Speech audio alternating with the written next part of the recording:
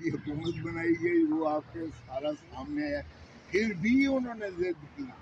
انا کی تسکین تو ہو گئی، نہ نواز شریف رہا نہ بے نظیر رہی. لیکن تاریخ سے کیوں نہیں سیکھتے؟ کیا جاوید ہاشمی نے مسلم لیگ نون چلائی؟ او بھائی وہ پھر بھی وہاں بیٹھے جہاں بیٹھے نواز شریف ہی پارٹی چلاتا ہے. اور بے نظیر بھٹو جہاں بھی تھی وہ چلاتی تھی، مظلوم فہیم کے پاس کچھ نہیں تھا. اب پھر تم نے وہی حرکت کی ہے، اور اب ماشاءاللہ عدالت نے بھی پورا اسے ایک موقع فراہم کر دیا. اب دیکھتے ہیں اللہ کو کیا منظور ہے کہ کیا ہماری اس کی کنوکشن کو سسپینڈ کرتے ہیں یا نہیں. بظاہر کوئی جواز نہیں ہے، کوئی جواز نہیں ہے کہ اس کو جو ہے کوئی اور دیگر فیصلے کی گنجائش ہی نہیں ہے. لیکن یہاں تو 2+2 10 بھی ہو رہا ہے اور 2+2 8 بھی ہو رہا ہے. تو اس لیے اللہ مالک ہے، اللہ سے دعا گو ہیں. اور اللہ تعالیٰ کا ایک حضور صلی اللہ علیہ وسلم کی حدیث ہے جو میں نے ایک کیس میں بھی کوٹ کی تھی کہ یہ اللہ کا جو ہے منصف کا کام، منصف کا جو ہے انصاف کرنا، یہ اللہ کے تفویض شدہ اختیارات میں سے ہے. اور وہ جج جو کسی نالائکی کی وجہ سے فیصلہ کرے گا غلط، وہ بھی دوزخ میں جائے گا. جو بے ایمانی کر کے کرے گا وہ بھی دوزخ میں جائے گا. اور پل صراط سے وہی گزرے گا جو اللہ کی مخلوق کو انصاف دے گا، فراہم کرے گا. یہ حدیث حضور صلی اللہ علیہ وسلم کی مستحق حدیث ہے جو 1994 سپریم کورٹ میں موجود ہے بڑا واضح طور پر. موسیٰ صاحب پھر عامر فاروق صاحب کے بارے میں کیا خیال ہے آپ کا؟ اللہ کرم کرے. میں تو ساروں کی اصلاح احوال چاہتا ہوں. اگر مولوی مشتاق کی نعش کو مکھیوں نے حملہ کر کے اللہ نے اسی دنیا میں عبرت کا نشان بنایا تھا، بھگدڑ مچی تھی اور اس کی نعش کالی سیاہ ہو کر ناقابل شناخت ہو گئی تھی. سارے پاکستان نے دیکھا، ساری دنیا نے دیکھا. اللہ نے اس دنیا میں بھی اس کو سزا دی، اگلے جہان میں تو دوزخ ہے ہی ہے. تو یہ بھٹو کا بھی عدالتی قتل ہوا تھا، وہ صدارتی ریفرنس اب لگ گیا ہے، تو اس پہ کیا کہتے ہیں آپ کے، اس کے کیا اثرات ہوں گے؟ فیصلہ آتا ہے تو سیاست اور عدلیہ پہ. دیکھیں اس میں میری بات ہوئی تھی پہلے، بابر اعوان کو رکھا گیا تھا صدارتی ریفرنس میں. اس وقت صدر تھے آصف علی زرداری صاحب. تو بابر اعوان نے یہاں کہا نوٹس ملیا کھ نہ لیا آپ کے سپریم کورٹ کے سیڑھیوں پر کھڑا ہو کر، اور ان کا لائسنس سسپینڈ کر دیا افتخار محمد چودھری صاحب نے. تو وہ تو مانے ہو گئے. پھر صدر صاحب نے، آصف علی زرداری صاحب نے اعتزاز احسن چودھری، بیرسٹر چودھری اعتزاز احسن صاحب کو متعین کر دیا، مقرر کر دیا پریزیڈنشل ریفرنس. ہماری جب میٹنگ ہوئی وہاں تو ہم نے کہا کہ نہیں، صدر کبھی کوئی ہوتا ہے کبھی کوئی ہوتا ہے، آ جاتا ہے. اگلا صدر جانے کون آتا ہے. تو بلاول کو فریق بننا چاہیے، بلاول بھٹو کو. اور بے نظیر کے قتل کا کیس جو آصف علی زرداری خود مدعی بنے، وہ میرے ذمہ لگا کہ آپ اپیلیں دائر کریں گے آصف علی زرداری صاحب کی طرف سے راولپنڈی بینچ عدالت عالیہ میں، اور 110 کی درخواست جو ہے وہ بلاول کی طرف سے فاروق نائک دائر کریں گے. تو اب اصول تو اب جہاں تک قانونی پوزیشن ہے وہ یہ ہے کہ چونکہ صدر نے ابھی تک ہٹایا نہیں ہے، تو ابھی تک تو بیرسٹر اعتزاز احسن ہی وکیل صدارتی ریفرنس میں ہے اس بھٹو کے کل سن لینا. لیکن جب انہوں نے مجھے اعتزاز احسن کہنے لگے کہ میں نے لکھا چیئرمین کو کہ اب جو ہے کیا آپ مناسب سمجھیں گے کہ میں اسے کروں، تو انہوں نے انکار کر دیا. انہوں نے کہا کہ فاروق نائک کرے گا. اب فاروق نائک اس لیے نہیں کر سکتا صدارتی ریفرنس کو کیونکہ وہ صدر عارف علی بھی اگر چاہیں تو وہ اس کو مقرر کر سکتے ہیں اور وہ بھی کابینہ کے ایڈوائس پر کریں گے. تو اس لیے اب اس کا کیا ہوتا ہے وہ ساری دنیا کو پتہ ہے. وہ عدالتی قتل تھا, ساری دنیا کو پتہ ہے. میں نے اپنی آنکھوں سے دیکھا مولوی مشتاق نے اپنے کمرے کے اندر, چیف جسٹس کے کمرے کے اندر لوہے کا جنگلہ بنایا ہوا تھا اور جانوروں کی طرح بھٹو کو بختر بند گاڑیوں میں کبھی اس سائڈ سے لایا جاتا تھا, کبھی اس سائڈ سے لایا جاتا تھا. اس سے اتنے خائف تھے کہ اس کے قریب ایک میل تک وہ جو ہے پہلے ہی وہ لگا دیتے تھے, جو بھی کر دیتے تھے. مطلب کوئی احاطہ نہیں, خاردار سارے کہہ دیں یا جو بھی ہے, سیکیورٹی کر دیتے تھے, حصار بنا دیتے سیکیورٹی کا.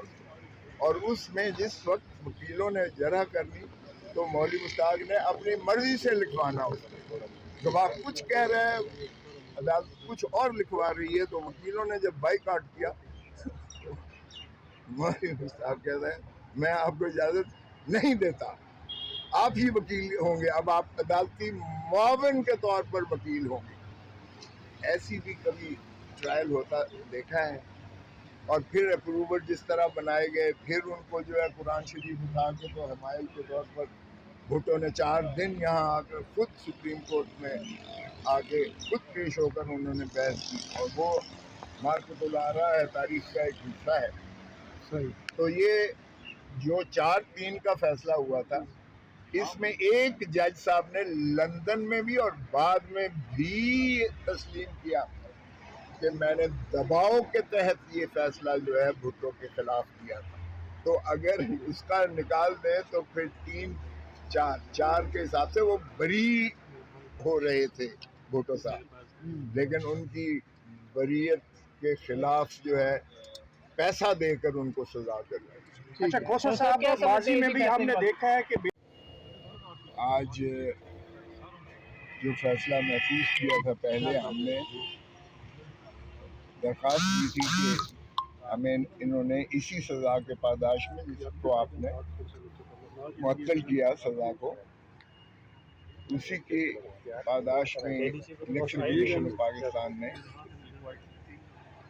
5 کو فیصلہ آپ سزا کا ہوا. اس نے اپیل کی انتظار نہیں کی کہ 30 دن اپیل کے ہوتے ہیں, اپیل کا تو کم از کم دیکھ لیں کیا بنتا ہے.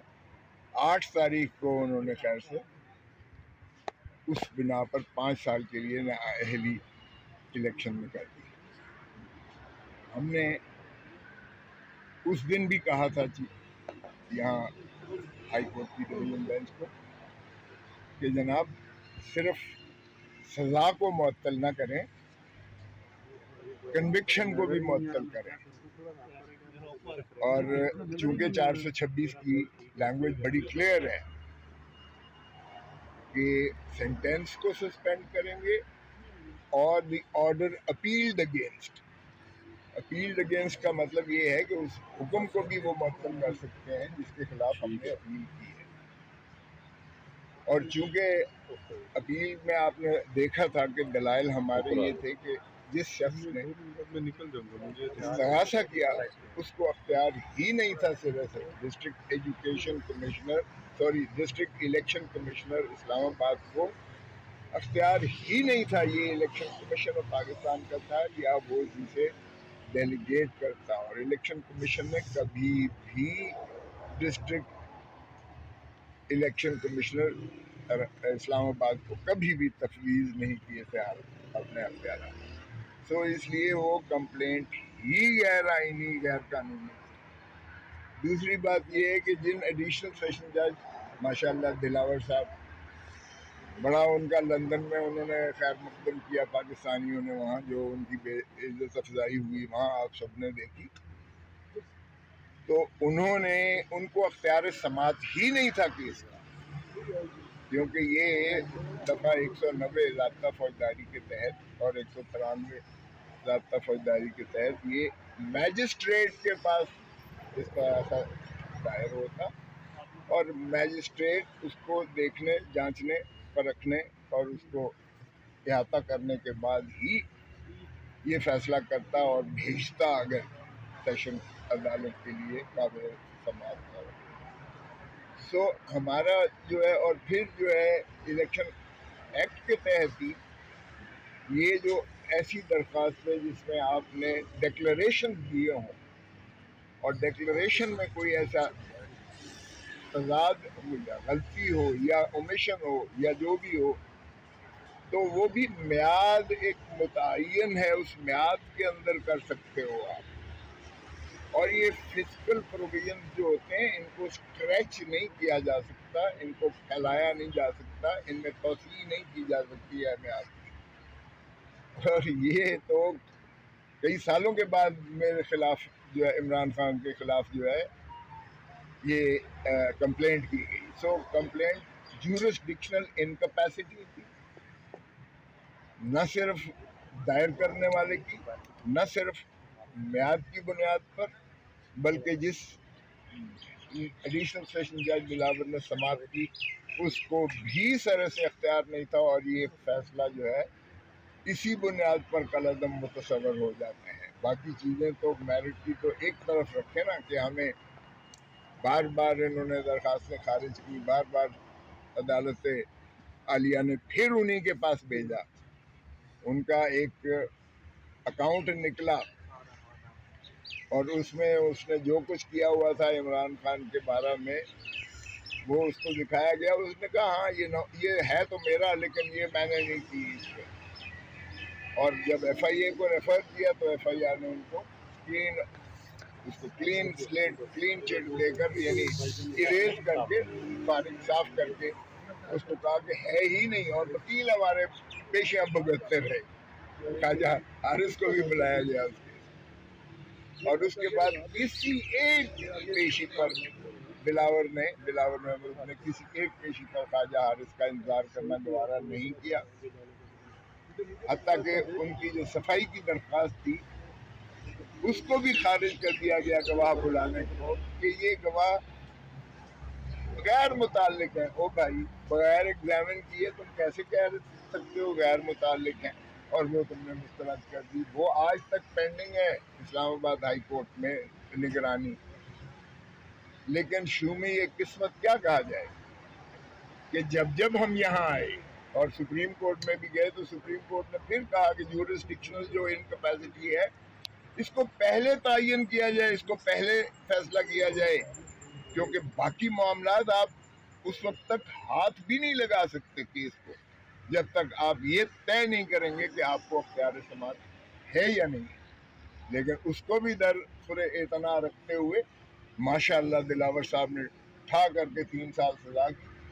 اور اس کے بعد جب یہاں آئے ہم سسپینشن کے لیے تو پھر آپ کو علم ہے کہ جس طرح سے تاریخیں پڑھی اور پھر اس دوران میں سہولت کاری ہوئی اور الیکشن کمیشن آف پاکستان نے نااہل قرار دے کے پھر ان کو تسکین نہ ہوئی، کیونکہ انہوں نے حکم دے دیا الیکشن کمیشن نے کہ 1.5 سال پہلے جو آپ کا الیکشن تھا وہ کالعدم ہے. آج تک کسی سیاسی جماعت کا جتنی ہے منگوا لیں ذرا، سارے بلا مقابلہ ہوتے ہیں اور سارے ایک ہی دن میں ایک ہی وقت میں ہوتے ہیں. میں خود سیکرٹری جنرل رہا ہوں، میں نے بھی جاوید بینس کو چیف الیکشن کمشنر بنایا تھا، آج کل وہ ایڈیشنل اٹارنی جنرل ہیں، اور ان کی جانب سے خطوط لکھے گئے صوبوں کو، اپنی صوبائی تنظیموں کو، اور اس میں ایک ہی نام آیا بلاول چیئرمین، ایک ہی نام آیا لطیف کھوسہ سیکرٹری جنرل، ایک ہی نام آیا قمر زمان قاہرہ انفارمیشن سیکرٹری اور امجد ٹریجرر کا. اور ہم بلا مقابلہ سارے لوگ منتخب ہو گئے، اس کو تو کسی نے چیلنج نہیں کیا. اور اسی طرح باقی بھی اگر آپ سارے دیکھ لیں، لیکن باہر کے چونکہ مقصود کچھ اور تھا تو وہ الیکشن کا نظم کر کے حکم دیا گیا کہ 20 دنوں کے اندر آپ دوبارہ الیکشن کروائیں. اب 20 دنوں کے اندر ہم یہاں آ گئے کہ جناب खान साहब के बगैर कैसे क्या पार्टी चल सकती है? पीटीआई है ही इमरान खान और इमरान खान ही पीटीआई है हुआ है, वो इलेक्शन नहीं लड़ सकता है दोबारा, तो फिर कौन सी आप level playing field election commission साहब दे रहे हैं और हुकूमतें क्या ये कर रही हैं? हम यहाँ आ गए कि जनाब कन्विक्शन को भी सस्पेंड कीजिएगा। बहस सुनी गई, बहस सुन के फैसला महफूज किया गया और आज फिर माशाल्लाह वो री हियरिंग में लगा हुआ था और आपने देखा किस शिद्दोमत से डिस्ट्रिक्ट इलेक्शन कमिश्नर इस्लामाबाद का वकील, जो नवाज शरीफ का वकील भी है, ये क्या मैंने कहा, मैंने अदालत में कहा कि जी एक तो deputy election district election commissioner Islamabad को मेरे से क्या ऐसा परखाश है, कौन सी ऐसे मेरे साथ इसकी जाति को कत्लों की दुश्मनी है कि ये इस हद तक आकर प्राइवेट वकील रख रहा है, जबकि चीफ जस्टिस काजी फाइज ईसा साहब ने 2017 की जजमेंट दी,